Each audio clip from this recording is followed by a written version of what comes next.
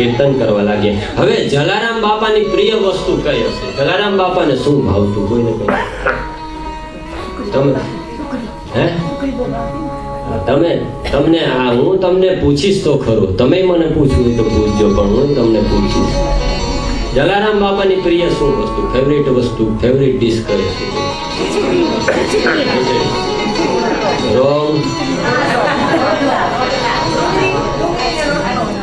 Wrong wrong સુખડી પણ wrong wrong wrong wrong wrong. આખું menu બોલવાની છૂટ છે, કેમ કે તમારી મેન્યુમાં નામ જ નથી, મને ખબર છે.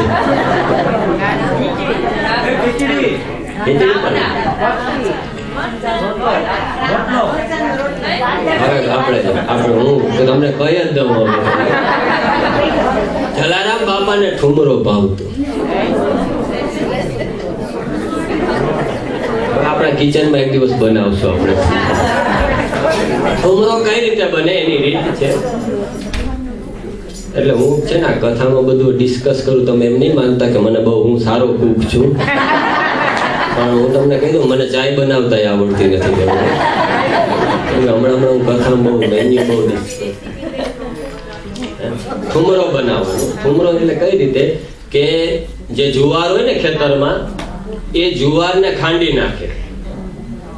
જુવારને ખાંડી એના ફોતરા કાઢી નાખે, પછી એને બાફે, અને એ બાફી અને જ્યારે રાતે એને રાખી દે, સુકાઈ જાય, પછી સવારે એને દહીં સાથે ખાવાનું. આને ઠુમરો કહેવાય. હવે જલારામ બાપાને આ ઠુમરો બહુ ભાવતો. હવે એક વખત ભોજરામ બાપાને ત્યાં જલારામ બાપા રોકાણા, અને ભોજરામ બાપાને ત્યાં ગુરુને ત્યાં ઠુમરો બન્યો.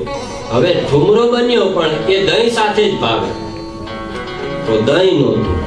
હવે જલારામ બાપા જમવા બેઠા, અને બાપાની પ્રિય વસ્તુ ઠુમરો, પણ દહીં વિના એનો ટેસ્ટ આવે નહીં. એટલે બાપાએ કીધું કે હવે આજે એમને હું ઠુમરો ખાઈ લઉં. પણ એક ભીમો ભગત, બાપાનો બહુ સેવક હતો, બાપાની સેવા, એને કીધું કે તમે જરાય ચિંતા ન કરો, હું હમણાં ગમે ત્યાંથી દહીં ગોતીને લઈ આવીશ. એ દોડતો દોડતો ઘરે ગયો. એની પત્નીને કીધું કે જલારામ બાપાને દહીં ખાવું છે, દહીં લાવ. એની પત્નીએ દહીં આપ્યું, અને એ લોટામાં દહીં લઈને આવ્યો. જલારામ બાપાને દહીં આપ્યું, અને બાપાએ દહીંની સાથે ઠુમરો ખાધો.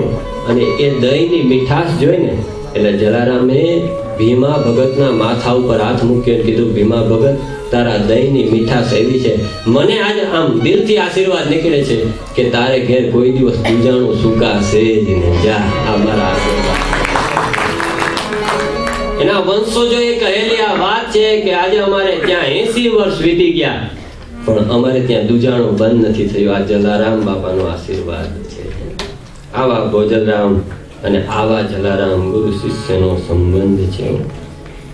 હવે ભોજરામ બાપાની પાસે જલારામ બાપાએ વિનંતી કરી, મહારાજ, મારે સદાવ્રત શરૂ કરવું છે, કેમ કે ગત જન્મની ઈચ્છા અધૂરી છે કે ભજન કરું ને બીજાને ભોજન કરાવું. હવે તમે આજ્ઞા કરો, મને આશીર્વાદ આપો ને તો મારે સદાવ્રતની સ્થાપના કરવી છે.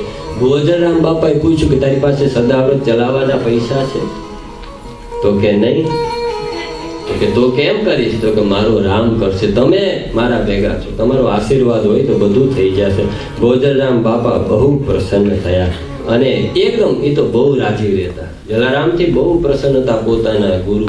એટલે ભોજરામ બાપાએ જલારામ બાપાના માથા ઉપર હાથ મૂકીને આશીર્વાદ આપ્યો કે દીકરા, મારો તને આશીર્વાદ છે, અને આ આશીર્વાદ હું નથી આપતો, મારો અંતરાત્મા આપે છે. તે મારી જે સેવા કરી છે ને, એનાથી મારો આત્મા એટલો પ્રસન્ન છે તારી ઉપર.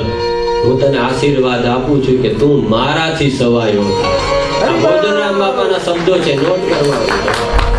જલારામ, તું મારાથી સવાયો થાય, તારા નામ માત્રથી સિદ્ધિ મળશે. અને પાછા કહે છે કે આ હું નથી કહેતો, મારો આત્મા કહે છે.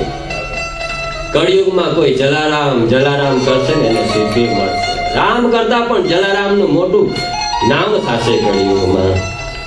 તું તારે ખુશીથી સદાવ્રત બાંધ, મારો આશીર્વાદ તારી સાથે છે.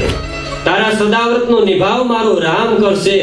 અને હે જલ્યાણ, જ્યાં સુધી સૂરજ અને ચાંદ રહેશે ને ત્યાં સુધી તારો રોટલો રહેશે. જ્યાં સુધી સૂરજ અને ચંદ્ર રહેશે ત્યાં સુધી તારા નામે આ દુનિયામાં રોટલા દેવાતા રહેશે, અન્નનું દાન થતું રહેશે.